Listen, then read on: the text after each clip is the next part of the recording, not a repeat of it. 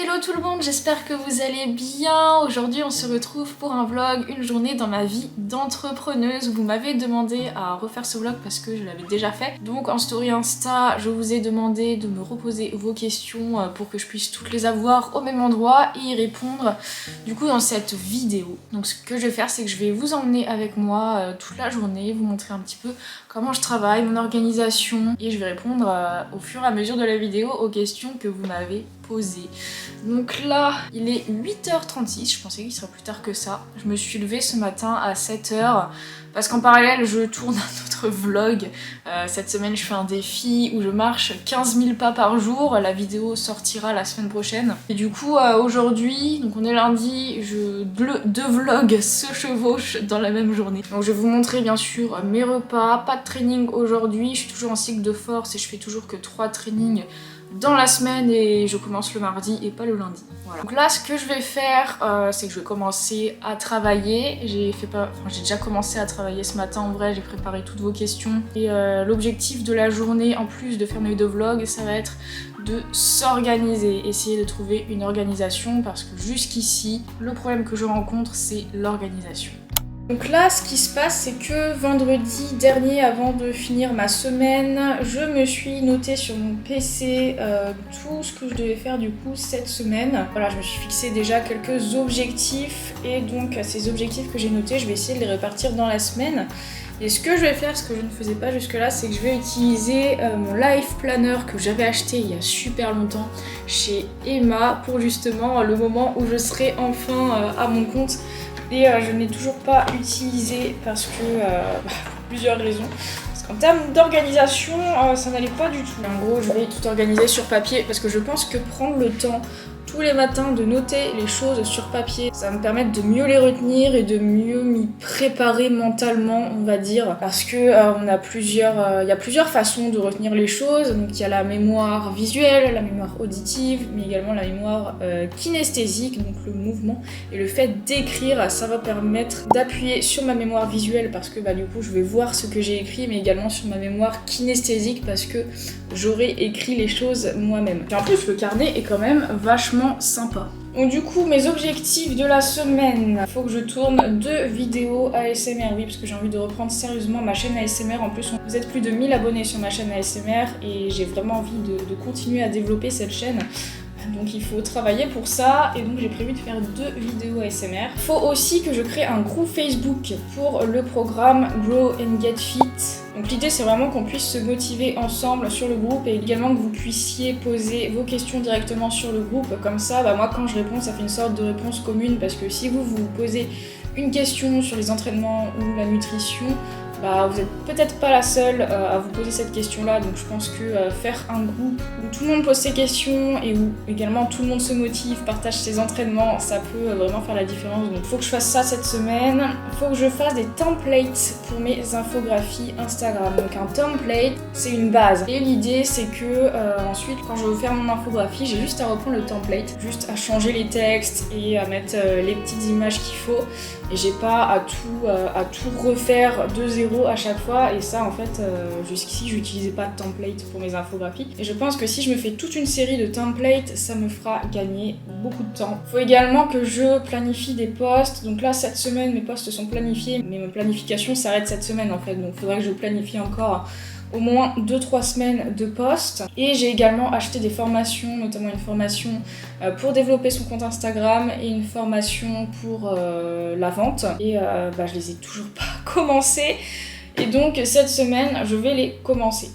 Donc voilà, ça fait déjà pas mal de travail et je compte pas me mettre des to-do list à rallonge trop longues parce que dans ces cas-là, moi franchement quand les to-do list sont trop longues, ça me donne pas du tout envie de travailler et j'ai envie de faire complètement de choses et je suis très facilement distraite. Donc moi, il faut vraiment que mes to-do list soient courtes. Puis surtout, tous ces trucs-là que j'ai notés, c'est des trucs qui prennent du temps. C'est pas des trucs qui prennent juste 1 heure, c'est des trucs qui prennent plusieurs heures. Mais en plus de ça, j'ai mes vlogs à faire, j'ai mon défi 15 000 pas à faire, donc je vais prendre beaucoup de temps à marcher. Ah oui, et j'ai pas mentionné également le montage du coup de ce vlog-là. Et le montage du vlog 15 000 pas par jour et il y a une autre vidéo aussi qu'il faut que je tourne. Je pense pas que je vais rajouter des choses cette semaine.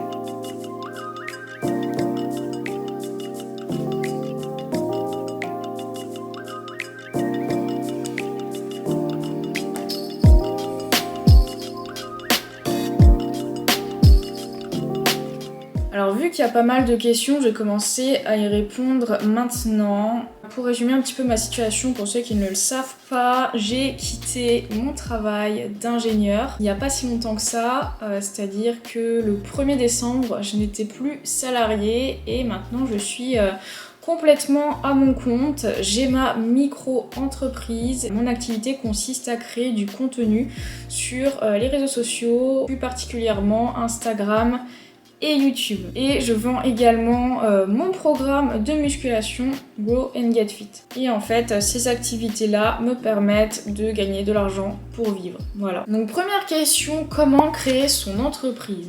Créer son entreprise, c'est super simple, surtout la micro-entreprise. La micro-entreprise, c'est vraiment le régime le plus simple qui correspond le mieux à mon activité. Créer sa micro-entreprise, il suffit d'aller sur le site de l'URSSAF que je vous mets juste ici, qui permet de créer sa micro-entreprise en quelques clics. Donc pour ça, il faut remplir un formulaire, vous mettez bien sûr vos coordonnées, le type d'activité que vous faites. Et puis ensuite, sous 15 jours, vous recevez un courrier avec votre numéro de SIRET. Et en fait, votre numéro de SIRET, c'est l'identifiant de votre entreprise et ça, c'est super important. Vous avez obligatoirement besoin d'un numéro de SIRET pour faire des factures et faire des prestations rémunérées. Tout le monde peut créer sa micro-entreprise dès lors que vous exercez une activité où vous avez besoin de facturer une personne ou une entreprise, peu importe, vous avez besoin d'une entreprise. Autre question, comment fonctionnent les frais à payer quand on a sa propre entreprise ?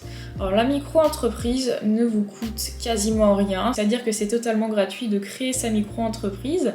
Vous avez des charges à payer, mais les charges dépendent de votre chiffre d'affaires. En fait, sur votre chiffre d'affaires, vous aurez un certain pourcentage en fonction de votre activité, en fonction de si c'est une activité commerciale, artisanale ou libérale. Donc si votre chiffre d'affaires est de 0, vous ne payez pas de charges. Et du coup, j'en viens à la question suivante. Est-il possible de bénéficier d'aide pour se lancer, etc. Donc il est possible de toucher le chômage en étant micro-entrepreneur, mais dans des conditions assez spécifiques. Enfin moi, j'ai pas le droit par exemple parce que j'ai démissionné de mon poste. Mais si vous vous faites licencier, vous avez tout à fait le droit de cumuler donc ce que vous gagnez avec une micro-entreprise et vos allocations chômage. Mais sinon, en autre aide, la première année de création de votre entreprise, vous bénéficiez de l'ACRE. Ça vous permet de payer moins de charges sur votre chiffre d'affaires. Et ça dure qu'1 an. Parce que lorsqu'on est en activité donc libérale, c'est différent lorsque vous faites une activité commerciale ou artisanale, mais en activité libérale, les charges que vous payez représentent 22% de votre chiffre d'affaires. Plus à ça, on doit ajouter l'impôt sur le revenu et d'autres trucs, donc grosso modo, vous payez à peu près 25% de charges sur votre chiffre d'affaires, ce qui fait que si vous gagnez 1000 €, vous devez payer 250 € à l'URSSAF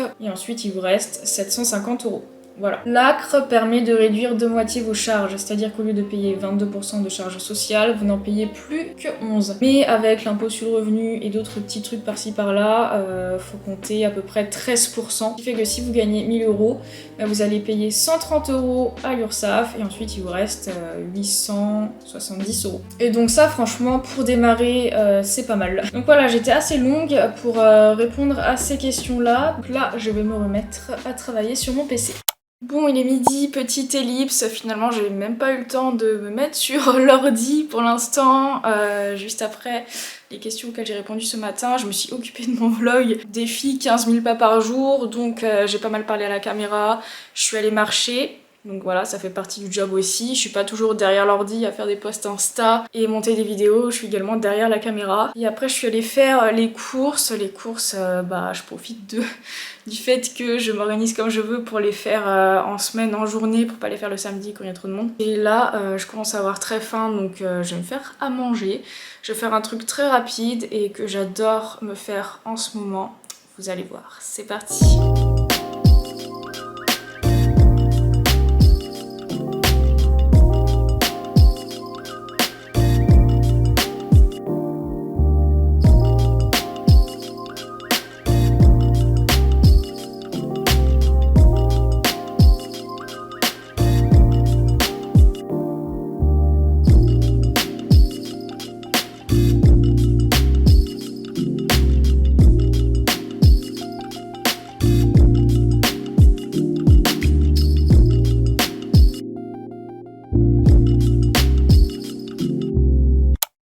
bien pour finir ce repas, je vais me prendre ce Milka qui est beaucoup trop bon.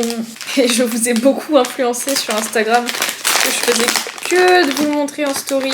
Et du coup vous êtes pas mal à en avoir acheté à cause de moi. Et vous êtes pas mal aussi à m'avoir dit de prendre la version Oreo, mais il n'y a pas dans le supermarché où je vais. Il y a celui-là, il y a amande, il y a cacahuète, il y a chocolat au lait normal, mais il n'y a pas Oreo. Si un jour je fais mes courses dans un autre magasin, je regarderai. Regardez-moi ça.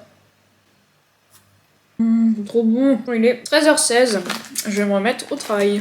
Bon alors là, ce que je vais faire en début d'après-midi, je vais surtout faire de l'écriture avec ma belle plume. Je suis désolée pour le bruit derrière, mais ma lessive en essorage et je peux pas me permettre d'attendre qu'elle finisse. Si quand même. Je disais, ça y est, ma lessive s'est calmée. Là, je vais faire de l'écriture de vidéo. Donc moi, ce que je vous conseille, si jamais vous avez besoin d'écrire ou planifier les choses, enfin faire les choses sur papier pour vous motiver, je vous conseille vraiment d'acheter des carnets, des fournitures que vous trouvez jolies. J'ai cette belle plume, voilà, donc effectivement ça coûte peut-être plus cher qu'un stylo classique, mais ça va permettre de plus me motiver par exemple. C'est vraiment une astuce très simple. Et là j'ai ce carnet que j'utilise déjà depuis longtemps et qui est bien rempli, j'ai déjà rempli tout ça. Et c'est ce qui me suit depuis le début de ma chaîne. J'ai noté énormément de vidéos dans ce carnet. Je suis très contente, j'ai presque fini, j'ai hâte de m'en acheter un nouveau. Et ce que j'aime bien c'est ça, voilà. Donc quand on a des fournitures qui nous plaisent, on a plus envie de les utiliser. Donc là ce que je fais c'est que j'écris ma vidéo vlog 15 000 pas par jour là, que j'ai déjà commencé ce matin du coup. Mais en gros j'essaye de structurer, c'est-à-dire que dans cette vidéo j'ai envie de partager les bienfaits de la marche, pourquoi est-ce qu'il faut marcher au quotidien. Et pour rien oublier, eh bien, je note tout dans ce carnet, donc voilà j'ai déjà commencé à noter quelques trucs et en fait vu que c'est un vlog qui va durer une semaine, au fil des jours, enfin chaque jour je vais donner un bienfait différent de la marche, etc. Voilà, donc là c'est l'idée. Et ensuite il faut que j'écrive une autre vidéo, ça va être une vidéo sur la reverse diet, à quoi sert la reverse diet, est-ce que c'est vraiment utile, à qui ça s'adresse et comment la faire. J'ai déjà pas mal parlé de la reverse diet sur ma chaîne, mais j'ai pas vraiment une vidéo dédiée à ça, ou alors celle que j'ai faite elle date vraiment des débuts de ma chaîne et disons que mes connaissances ont pas mal évolué depuis, donc faut vraiment que j'en refasse une. Mais je vais en profiter également pour répondre à une autre question. Comment lancer son entreprise quand tu as une vie pro stable? En fait tu peux tout à fait avoir ta micro-entreprise en parallèle de ton activité salariée. Un employeur n'a pas le droit de t'empêcher de créer une entreprise. Il peut y avoir une clause dans ton contrat de travail qui est une clause d'exclusivité et qui t'interdit d'avoir une autre activité salariée en plus de ton travail, ou alors une autre activité tout court. Donc en fait cette clause est interdite d'avoir ton entreprise, ta propre activité à côté, donc ton entreprise, mais dans le code du travail il est clair que ton employeur n'a pas le droit de t'empêcher de créer ton entreprise. Donc en fait cette clause là, la clause d'exclusivité, elle ne t'empêche pas de créer une entreprise. En gros ce qu'on appelle la création d'entreprise, ça va être le moment où tu crées ton entreprise plus un an. En gros ça va être la première année de ton activité de micro-entreprise par exemple.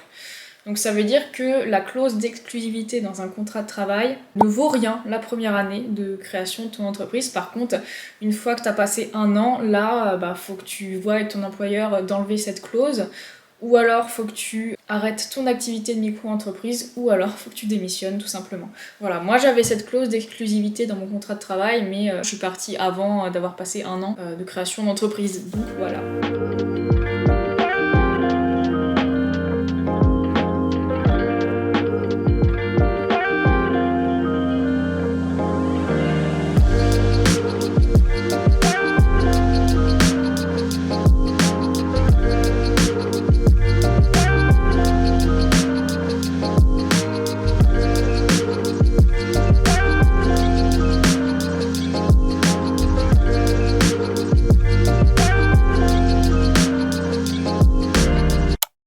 Je me pose un peu sur le canapé pour répondre à quelques autres questions.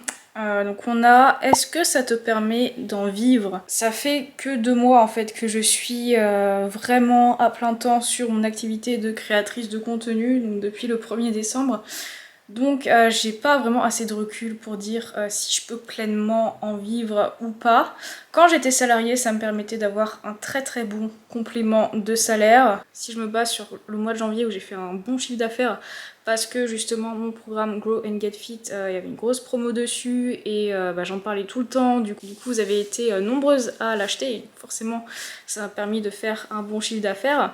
Donc si je me base sur ce mois-là, oui, je gagne plus que lorsque j'étais salariée. Au mois de février, voilà, il n'y aura plus la promo sur le programme. Donc vous serez moins nombreux à l'acheter et il est possible que je gagne beaucoup moins et que je gagne pas de quoi me faire un vrai salaire ce mois-ci. Mais ça c'est difficile à savoir. Et sinon je gagne également de l'argent avec YouTube. Je vais vous mettre une capture d'écran là de ce que je gagne, sachant que ça correspond au mois de une vidéo par jour, donc c'est beaucoup plus que d'habitude.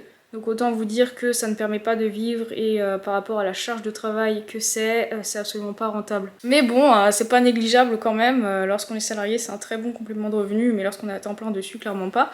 Après, il y a une autre source de revenus qui est pas négligeable, c'est les collaborations rémunérées. Alors moi, vous devez voir que j'en fais quasiment jamais. J'ai dû faire 3 collaborations rémunérées depuis le début. Il faut vraiment que j'agrandisse ma communauté, que j'augmente mon engagement, donc ça veut dire qu'il faut que je fasse de plus en plus de contenu, du contenu de plus en plus qualitatif pour agrandir ma communauté. Et là, je pense que les marques s'intéresseront un petit peu plus à moi, sachant que je reçois déjà des sollicitations tous les jours de la part de marques. Mais en général, ça m'intéresse pas quand c'est des crèmes pour maigrir ou alors des leggings minceurs ou alors des trucs de dropshipping, je refuse en fait. Si je fais un placement de produit dans une vidéo, c'est que c'est une marque qui me plaît, c'est une marque qui respecte également les créateurs de contenu, parce qu'il y a également des grosses marques qui proposent des choses que je pourrais acheter dans la vraie vie, mais qui se foutent clairement de la tête des créateurs de contenu, genre qui te demandent en fait,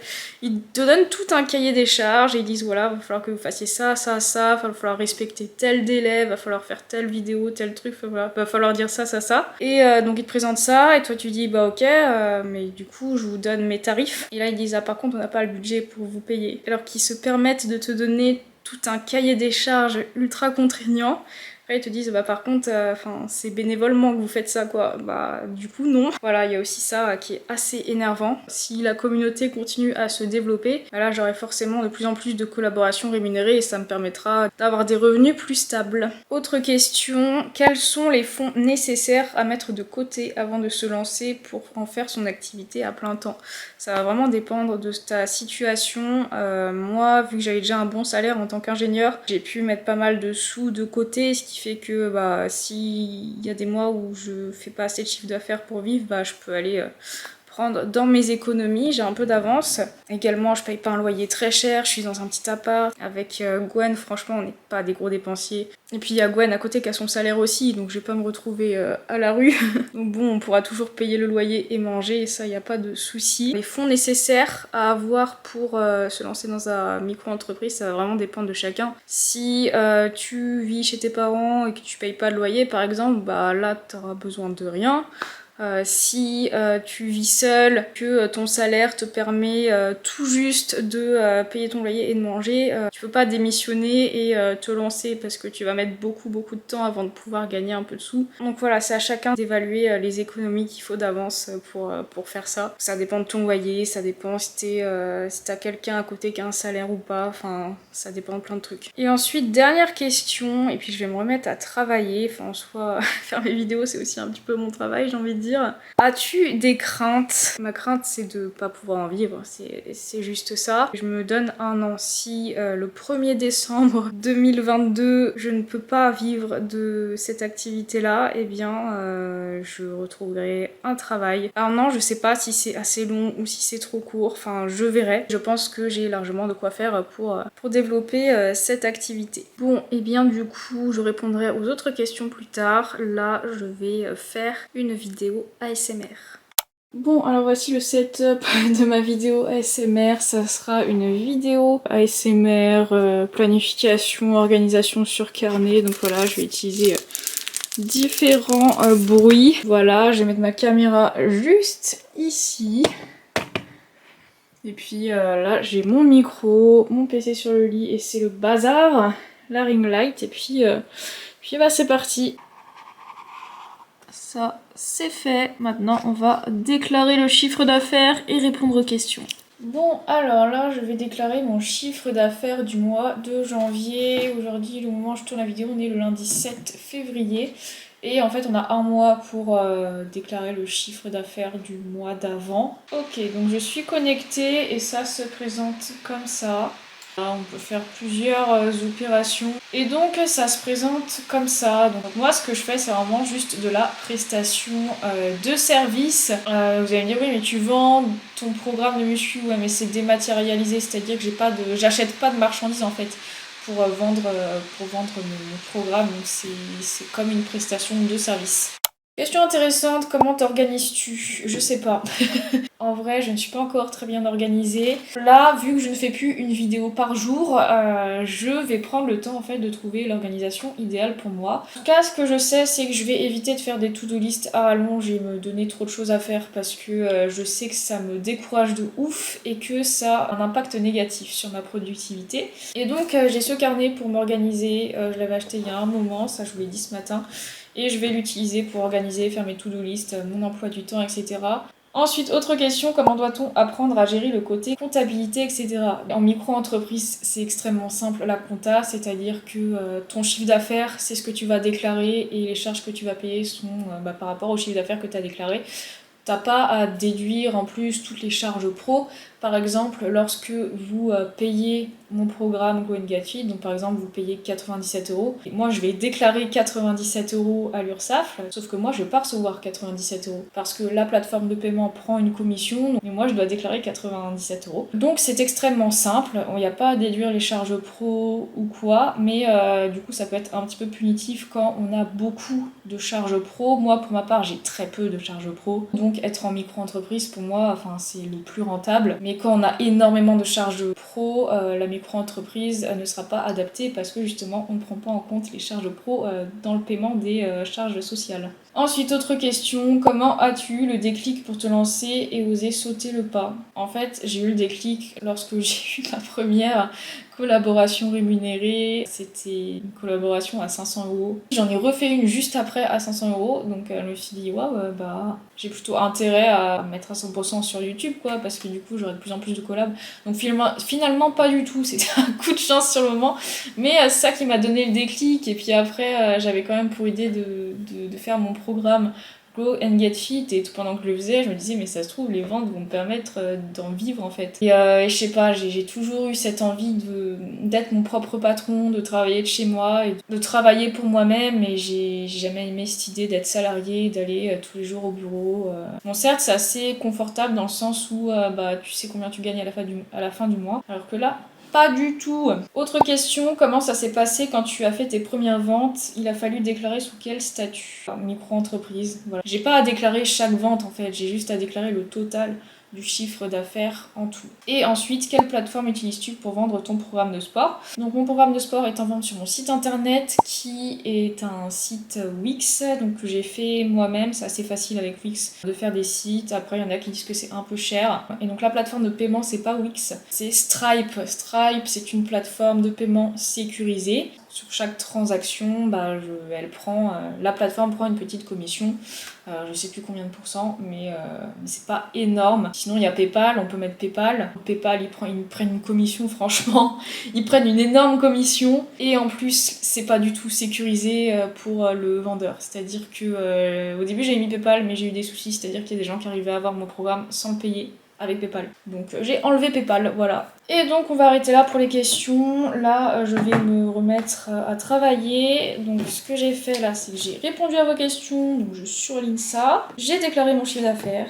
Et ensuite il faut que je m'avance sur une formation Instagram. Voilà. Et puis je répondrai à la suite des questions ce soir, en fin de vidéo. Bon, j'ai terminé mon chapitre de formation Instagram. Et là, ce que je vais faire, c'est que j'ai pris des photos ce week-end. J'ai fait un petit shooting photo. Du coup, je vais sélectionner les photos que j'aime bien. Je vais les mettre dans mon téléphone. Je vais mettre les filtres qui vont bien, c'est-à-dire les bonnes lumières, etc. Je ne retouche pas mon corps ni mon visage, rassurez-vous.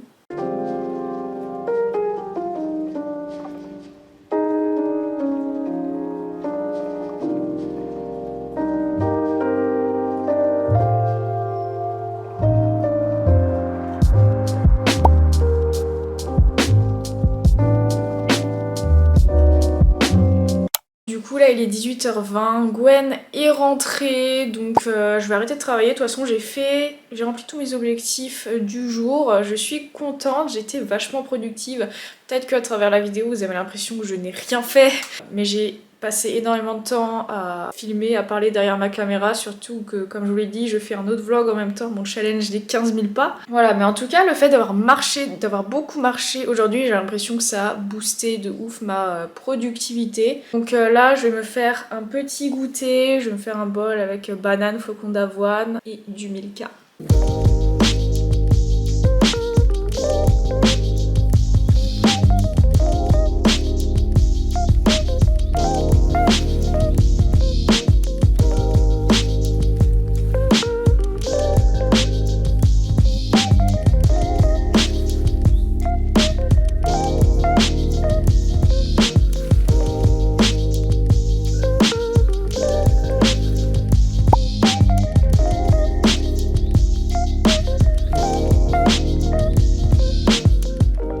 Du coup je vais manger ça devant le PC, on va jouer aux jeux vidéo avec Gwen et je vous retrouve ce soir pour le dîner.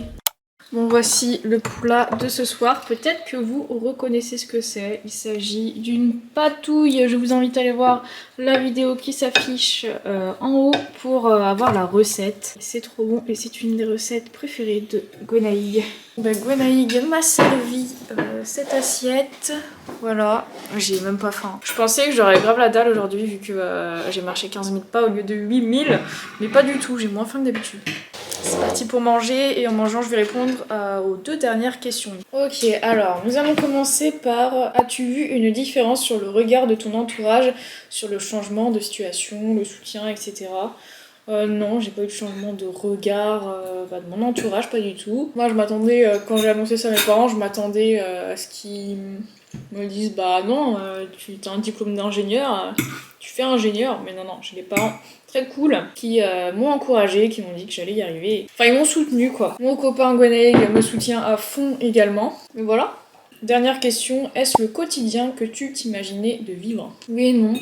Alors il me faudra un petit peu plus de recul pour répondre à cette question parce que c'est vrai que là je sors d'un challenge une vidéo par jour qui n'était pas le quotidien que je m'imaginais vivre parce que là franchement c'était taf 7 jours sur 7.